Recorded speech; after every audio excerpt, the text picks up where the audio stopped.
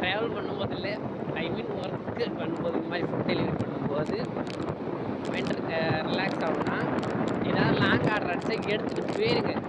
ஏன்னா அதில் போகும்போது காடு மலை அதெல்லாம் பார்க்கலாம்.